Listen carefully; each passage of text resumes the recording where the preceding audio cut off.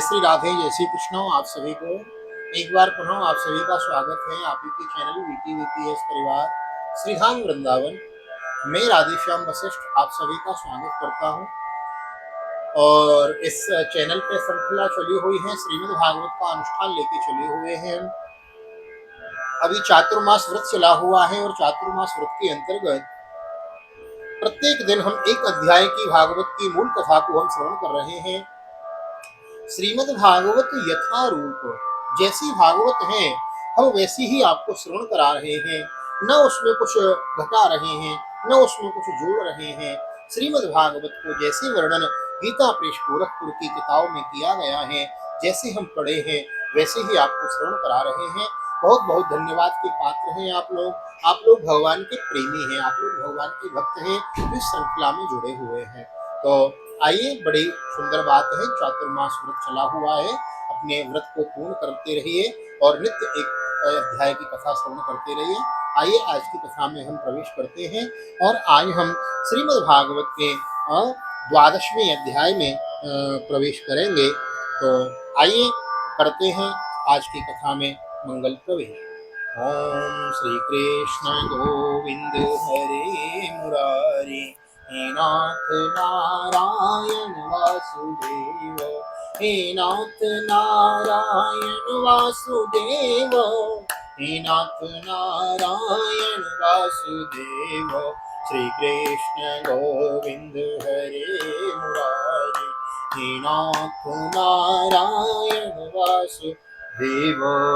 कृष्णाय वासुदेवाय हरे परमात्मने प्रणतः क्लेशनाशाय गोविंदाय नमो नमः। ओम नमो भगवते वासुदेवाय। श्रीमद्भागवत महापुराणम् प्रथम स्कंदः अथ 12वाध्यायः। शौनक उवाच अश्वत्थामोक्तसृष्टेन ब्रह्मशीर्ष्णोरुतेजसा उत्तरायाः तो गर्भे ईशेनाजीवितः पुनः। तस्य जन्मो महाबुद्धे कर्मणि च महात्मनो, कर्माणि च महात्मनः, निधनं च यथेवासीत् सप्रीत्यो गतवान् यथा। तदिदं श्रोतुमिच्छामो गदितुं यदि मन्यसे, ब्रूहि न श्रद्धदानानां यस्य ज्ञानामदाक्षुको। शौनक जी ने कहा, अश्वत्थामा ने जो अत्यंत तेजस्वी ब्रह्मास्त्र चलाया था उससे उत्तरा का गर्भ नष्ट हो गया था, परंतु भगवान ने उसे पुनः जीवित कर दिया था। उस गर्भ से पैदा हुए महाज्ञानी महात्मा परीक्षित के, जिन्हें सुखदेव जी ने ज्ञानोपदेश किया था, जन्म कर्म मृत्यु और उसके बाद जो गति उन्हें प्राप्त हुई वह सब यदि आप ठीक समझें तो कहें। हम लोग बड़ी श्रद्धा के साथ सुनना चाहते हैं, आप हमें परीक्षित का चरित्र श्रवण कराइए। तदिदं सूत उवाचो अपीपल धर्मराजो पितृवद्रंजयन् प्रजा, निष्प्रह सर्वकामीभ्यः कृष्णपादाभ्य सेवयो। सूत जी ने कहा, धर्मराज युधिष्ठिर अपनी प्रजा को प्रसन्न रखते हुए पिता के समान उसका पालन करने लगे।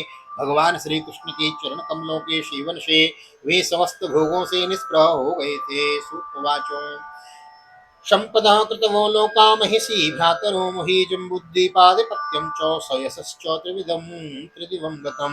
किं ते कामासुरस्मारः मुकुन्द मनसोद्विजो, अधिर्जगन्हुर्मुदमराज्ञा क्षुदितस्य यथेतरे।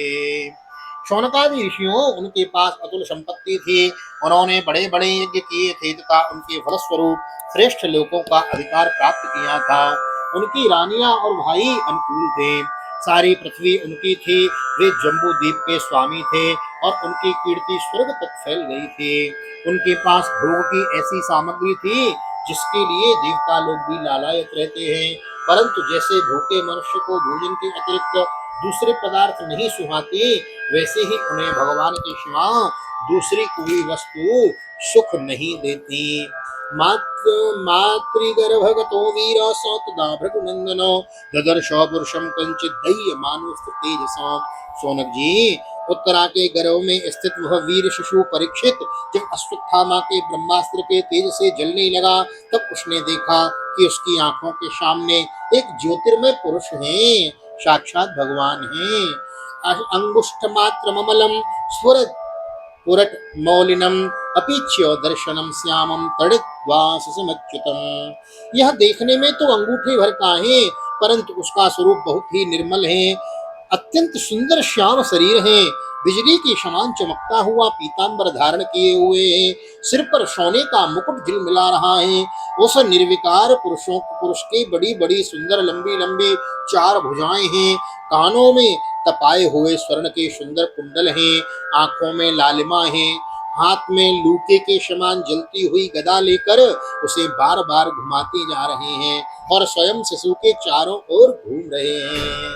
श्रीमद्दीर्घ चतुर्बाहुं तप्त कांचन कुंडलम शतजाक्षं गदापाणिं आत्मनः सर्वतो दिशं परिभ्रमन्तमुल्काभ्यां भ्रामयन्तो गदां अस्त्रतेज स्वागतयानिहारामिव गोपति विद्यमन्तं सन्निकर्षे पर्येक्षत्स इत्यसो विदूय तदमीयात्मा भगवान् धर्मगुप्तविभो विशतो दशमासस्य तत्रैवान्तर्दधे हरिः। जैसे सूर्य अपनी किरणों से कोहरे को भगा देते हैं, वैसे ही वह उस गदा के द्वारा ब्रह्मास्त्र के तेज को शांत करता जा रहा था। उस पुरुष को अपने समीप देखकर वह गर्भस्थ शिशु सोचने लगा कि यह कौन है। विदूय तदमे आत्मा भगवान धर्मगुप्तविभो विशतो दशमासस्य तत्रैवान्तर्दधे हरिः। इस प्रकार उस 10 मास के गर्भस्थ शिशु के सामने ही धर्म रक्षक अप्रमेय भगवान श्री कृष्ण ब्रह्मास्त्र के तेज को शांत करके वही अंतर ध्यान हो गए। ततः सर्वगुणोदर के शानुकूल ग्रहोदय यज्ञ वंशतरः पांडुर्भूय पांडुरिभोजसो। तदनंतर अनुकूल ग्रहों के उदय से युक्त समस्त सद्गुणों को विकसित करने वाले शुभ समय में पांडु के वंशधर परीक्षित का जन्म हुआ है। जन्म के समय ही वह बालक इतना तेजस्वी दिख पड़ता था मानो स्वयं पांडु ने ही फिर से जन्म ले लिया हो। आहा तस्य प्रीतमना राजा विप्रेर्धौम्य कृपादिभिः जातकं कारयामास वाची त्वाच मंगलम। पौत्र के जन्म की बात सुनकर राजा युधिष्ठिर मन में बहुत प्रसन्न हुए। उन्होंने धौम्य कृपाचार्य आदि ब्राह्मणों से मंगलाचरण करवाया और जात धर्म संस्कार करवाए। हिरण्यम गाम महीम ग्रामान हस्त्यम स्वान नृपतिर्वरान प्रादात स्वन्नम च विप्रेभ्यो प्रजातीर्थेषु तीर्थवान। महाराज युधिष्ठिर दान के समय को जानते हैं, दान के योग्य समय को जानते थे। उन्होंने प्रजातीर्थ नामक काल में, देखो प्रजातीर्थ किसे कहते हैं, जब बालक का जन्म होता है ना, तो बालक का जन्म होने के बाद नाल छेदन से और उसकी शुद्धि जब तक नहीं होती ना, उस समय को कहते हैं प्रजातीर्थ। जो बालक का जन्म होता है और शुद्धि पर्यंत तक, तो प्रजातीर्थ में किया हुआ दान महाराज वज्र लेको भविष्यति। उस समय जो दान किया है ना माता पिता, उसकी पुत्र की जन्म की प्रसन्नता में जो दान करते हैं, आप हॉस्पिटल में हैं, नाल छेदन करने वाली दाई को देते हैं, वह नर्सेज हैं उनको देते हैं, आपके गांव में जो दाई है उसको देते हैं, ब्राह्मणों को देते हैं, कुलगुरु को बुला के दान देते हैं, तो वह दान आपका लिख जाता है महाराज, कोटि जन्मों तक वह दान आपका लिख जाता है। हाँ, वह प्रजातीर्थ समय कहलाता है। ध्यान रखिएगा, आपके घर में जब कोई बालक जन्म लेवे तो प्रजातीर्थ काल में अधिक से अधिक दान करें, वह दान आपके जीवन काल में महाराज स्थिर रहता है। तो उन्होंने प्रजातीर्थ नामक काल में अर्थात नाल काटने के पहले ही ब्राह्मणों को सुवर्ण गायें, पृथ्वी, गांव, उत्तम जाति के हाथी, घोड़े और उत्तम अन्न का दान दिया था। जन्म लेने के बाद और नाल काटने से पहले का जो समय है, यह जो बीच का जो समय है उसे प्रजातीर्थ कहते हैं। ये कथा मैंने सुनी थी कि भागवताचार्य के मुख से, हाँ, लेकिन आज पढ़ने को मिली है। बोलो भागवत भगवान की जय। इसीलिए तो मैं कह रहा हूँ कि यह कथा मैं आपको तो सुना ही रहा हूँ, साप्ताहिक कथा तो बहुत सुनाई है, लेकिन विस्तार से तो आपको तो सुना ही रहा हूँ, लेकिन मैं खुद भी सुन रहा हूँ। जैसे तुलसीदास जी कहते हैं ना, स्वांतः सुखाय तुलसी रघुनाथ गाथा, ये रामचरितमानस मैंने अपने सुख के लिए लिखी है। तो ये भागवत की जो विशाल कथा है, एक अध्याय की रोज हम कथा सुनते हैं ना, ये आत्म सुख के लिए भी है। हाँ, क्योंकि यह भागवत क्या है, यह सत्संग क्या है, यह आत्मा का भोजन है, इससे आत्मा तृप्त होती है। तमोचुर ब्राह्मणास्तुष्ट राजानां प्रश्नयान्वितम् एष यस्मिन् प्रजातन्तो पुरूणां पौरवर्षवो ब्राह्मणों ने संतुष्ट होकर अत्यंत विनयी युधिष्ठिर से कहा, पुरुवंश शिरोमणि काल की दुर्निवार गति से यह पवित्र पुरुवंश मिटना ही चाहता था, परंतु तुम लोगों पर कृपा करने के लिए भगवान विष्णु ने यह बालक देकर इसकी रक्षा कर दी है। देवेना प्रतिघातेन शुक्ली संस्थाम पीयसी रातो वो नो ग्रहार्थाय विष्णुना प्रभु विष्णुना तस्मान् नाम्ना विष्णुरातो इति लोके बृहच्छ्रव भविष्यति न संदेहो महाभागमतो महान। इसलिए इसका नाम विष्णुरात होगा। निसंदेह यह बालक संसार में बड़ा यशस्वी भगवान का परम भक्त और महापुरुष होगा। युधिष्ठिर उवाच अप्येषो वंश्यान् राजर्षीन् पुण्यश्लोकान् महात्मनो अनुवर्तिता सिद्धिससा साधुवादेन सत्तमो। युधिष्ठिर ने कहा, महात्माओं, यह बालक क्या आपने उज्जवल यश से हमारे वंश की पवित्र कीर्ति महात्मा राजर्षियों का अनुसरण भी करेगा। ब्राह्मण उवाचो पार्थो प्रजापिता साक्षादिक्ष्वा पूर्व मानवो ब्रह्मण्यो सत्यसंधश्च रामो दाशरथिर्युतो। धर्मराज, यह मनुपुत्र इक्ष्वाकु के समान अपनी प्रजा का पालन करेगा तथा दशरथ नंदन भगवान श्री राम के समान ब्राह्मण भक्त और सत्य प्रतिज्ञ होगा। ब्राह्मण उवाच पार्थ प्रजापिता साक्षात् इक्ष्वाकुरि मानवो ब्रह्मण्यो सत्यसन्धश्च रामो दाशरथिर्यथो एष दाता शरण्यश्च यथा योऽसि नरः शिवे यशो वितनिरा स्वानां दौष्यन्तो यज्वनम्। उस उसी नरेश शिवी के समान दाता और शरणागत वत्सल होगा तथा याज्ञिकों में दुष्यंत के पुत्र भरत के समान अपने वंश का यश फैलाएगा। धन्विनामग्रणीरेश तुल्याश्चार्जुनयोर्द्वयो हुतासु इव दुर्धर्ष समुद्र इव दुस्तर मृगेन्द्र इव विक्रांतो निशीव्यो हिमवानिवो तितिक्षुर वसुदेवासो सहिष्णु पितुराविव। धनुर्धरों में यह सहस्त्रबाहु अर्जुन और अपने दादा पार्थ के समान अग्रगण्य होगा और यह अग्नि के समान दुर्धर्ष और समुद्र के समान दुस्तर होगा। यह सिंह के समान पराक्रमी हिमाचल की तरह आश्रय लेने योग्य पृथ्वी की तरह तितिक्षु और माता पिता के समान सहनशील होगा। मृगेन्द्र विक्रांतो ऋषिव्यो हिमवानिवादिक्षुर वसुदेवासो सहिष्णुर्पितराविमो पितामह समः साम्ये प्रसादे गिरिशोकमो आश्रय सर्वभूतानां यथा देवो रमाश्रयो। इसमें पितामह ब्रह्मा की समान समता रहेगी। भगवान शंकर की तरह यह कृपालु होगा और संपूर्ण प्राणियों को आश्रय देने में यह लक्ष्मीपति भगवान विष्णु के समान होगा। सर्व सद्गुण महात्मे एष कृष्णो मनोव्रतो रंत देव इवोदारो यातिरिव धार्मिको। यह समस्त सद्गुणों की महिमा धारण करने में श्री कृष्ण का अनुयायी होगा, रंत देव के समान उदार होगा और ययाति के समान धार्मिक होगा। धृत्यावलीशमः कृष्णे प्रह्लाद एव सद्गृहो आहतीर्षोऽश्वमेधानां वृद्धानां पर्युपासको। धैर्य में बलि के समान और भगवान श्री कृष्ण के प्रति दृढ़ निष्ठा में यह प्रहलाद के समान होगा। यह बहुत ही अश्वमेध यज्ञों का करने वाला और वृद्धों का सेवक होगा। राजर्षीणां जनियता शास्ता चोत्पत्तिगामिनां निगृहीता कलेरीश भवो धर्मस्य कारणात्। इसके पुत्र राजर्षि होंगे, मर्यादा का उल्लंघन करने वालों को यह दंड देगा। यह पृथ्वी माता और धर्म की रक्षा के लिए कलियुग का भी दमन करेगा। तक्षकानात्मनो मृत्युम द्विजपुत्रोपसर्जिताम प्रपतश्यत वसृत्य मुक्तसंग पदम हरे। ब्राह्मण कुमारों के शाप से तक्षक के द्वारा अपनी मृत्यु सुनकर यह सबकी आसक्ति छोड़ देगा और भगवान के चरणों की शरण ले लेगा। जिज्ञासितात्मेथायात्मो मुनिर्व्यासो सुतादशो हित्वेदं नृपगंगायां यस्याद्भुतकुतो भयम्। राजन, व्यासनंदन सुखदेव जी से यह आत्मा के अर्थात स्वरूप का ज्ञान प्राप्त करेगा और अंत में गंगा तट पर अपने शरीर का त्याग कर निश्चय ही अभय पद प्राप्त करेगा।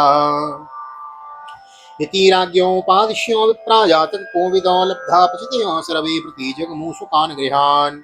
ज्योतिष शास्त्र के विशेषज्ञ ब्राह्मण राजा युधिष्ठिर को इस प्रकार बालक के जन्म लग्न का फल बताकर और भेंट पूजा लेकर अपने अपने घर को चले गए। स एष लोके विख्यात परीक्षित यत् प्रभो गर्भे दृष्टा मनुध्यायन् परीक्षित नरेश्वयो। ये वही यह बालक संसार में परीक्षित के नाम से प्रसिद्ध हुआ, क्योंकि वह समर्थ बालक गर्भ में जिस पुरुष का दर्शन पा चुका था उसका स्मरण करता हुआ लोगों से उसी की परीक्षा करता रहता था कि देखें इसमें कौन सा वह है जिसने गर्भ के भीतर जाकर मेरी रक्षा की है। एस लोके विख्याता परीक्षित यत् प्रभो गर्भे दृष्टोमनुध्यायन परीक्षित नरेश्यो। इसीलिए तो महाराज इनका नाम परीक्षित पड़ा। सराजपुत्रो ववृधे आसु शुक्लो इमोडुको आपूर्यमाणा पितृभि काष्ठाभिरवशोन्वहम। जैसे शुक्ल पक्ष में दिन प्रतिदिन चंद्रमा अपनी कलाओं से पूर्ण होता हुआ बढ़ता है वैसे ही वह राजकुमार भी अपने गुरुजनों के लालन पालन से क्रमशः अनुदिन बढ़ता हुआ शीघ्र ही सयाना हो गया। यक्षमाणो स्वमेधेन ज्ञाति द्रोह जिहासयो राजा लब्धनुदध्याद अन्यत्र करदंडयोः। इसी समय स्वजनों के वध का प्रायश्चित करने के लिए राजा युधिष्ठिर ने अश्वमेध यज्ञ के द्वारा भगवान की आराधना करने का विचार किया, परंतु प्रजा से वसूल किए हुए कर और दंड जुर्माने की रकम के अतिरिक्त और धन न होने के कारण वह बड़ी चिंता में पड़ गए। तदभिप्रेतमालक्ष्यो भ्रातरोचित चोदितो धनम प्रहीण मा जगमो रुदिच्याम दिशि भूरिशः। उनका अभिप्राय समझकर भगवान श्री कृष्ण की प्रेरणा से ही उनके भाई उत्तर दिशा में राजा मरुत और ब्राह्मणों द्वारा छोड़ा हुआ बहुत सा धन ले आए। तेन संभृत संहारो धर्मपुत्रो युधिष्ठिरः वाजिमेधिस्त्रिभिर्भीतो यज्ञे समयजत धीरम्। उससे यज्ञ की सामग्री एकत्र करके धर्मभीरु महाराज युधिष्ठिर ने 3 अश्वमेध यज्ञों के द्वारा भगवान की पूजा की है। आहूतो भगवान राज्ञो याजयित्वा द्विजेर्नृपं वासौकत चिन्मासान सुहृदाम प्रिय काम्यो। युधिष्ठिर के निमंत्रण से पधारे हुए भगवान ब्राह्मणों द्वारा उनका यज्ञ संपन्न कराकर अपने सुहृद पांडवों की प्रसन्नता के लिए कई महीनों तक वहीं रहे। ततो राज्ञा विनुज्ञाता कृष्णया सह बंधुभिः यो द्वारावती ब्रह्मन् शार्जुनो यदुभिर्वृतो। सोनक जी, इसके बाद भाइयों सहित राजा युधिष्ठिर और द्रौपदी से अनुमति लेकर अर्जुन के साथ यदुवंशियों से गिरे हुए भगवान श्री कृष्ण ने द्वारिका के लिए प्रस्थान किया है। श्रीमद्भागवते महापुराणे पारमहंस्यायां संहितायां प्रथम स्कंदे नैमिकोपाख्याने परीक्षित जन्माद्युत्कर्षो नाम द्वादशोत्सव। श्री बालकृष्ण चरणार्पणमस्तु। श्री राधा कृष्ण चरणार्पणमस्तु। कृष्णाय वासुदेवाय हरे परमात्मने प्रणतक्लेशनाशाय गोविंदाय नमो नमः। भागवत भगवान की जय। कृष्ण कन्हैया लाल की जय। राधा रानी सरकार की जय। श्री वेदव्यास जी महाराज की जय। सुखदेव जी महाराज की जय। राजा परीक्षित जी महाराज की जय। राजा रामचंद्र भगवान की जय। श्री हनुमान जी महाराज की जय। गोवर्धन नाथ की जय। यमुने महारानी की जय। वृंदावन के बिहारी लाल की जय। मैया मैया की जय। तुलसी मैया की जय। अपने अपने माता पिता की जय। सतगुरुदेव भगवान की जय। आज के आनंद की जय। चातुर्मास महोत्सव की जय। जय जय श्री राधे। जय जय श्री राधे। जय जय श्री राधे। जय जय राधे। जय जय श्याम। सबको मिले वृंदावन धाम। आज की वीडियो में इतना ही। मिलते हैं अगली वीडियो में। श्रवण करेंगे त्रयोदश अध्याय का 13वें अध्याय में प्रवेश करेंगे, जिसके अंतर्गत बड़ा सुंदर धृतराष्ट्र और गांधारी जी के वन में जाने की कथा हम विस्तार से श्रवण करेंगे। वीडियो को लाइक कर देवे, नए आए हो तो चैनल को सब्सक्राइब कर लेवे, अधिक से अधिक शेयर करें और श्रीधाम वृंदावन से जुड़े रहें। चातुर्मास व्रत चल रहा है। अपने गुरु मंत्र का, गायत्री मंत्र का नित्य निरंतर जाप करते रहें, सेवा करते रहें, संत ब्राह्मण सेवा करते रहें। कोई न मिल पावे संत ब्राह्मण तो महाराज जीवों की सेवा करते रहें। हाँ, सेवा ही परमो धर्मो। जीवों की सेवा अवश्य करें।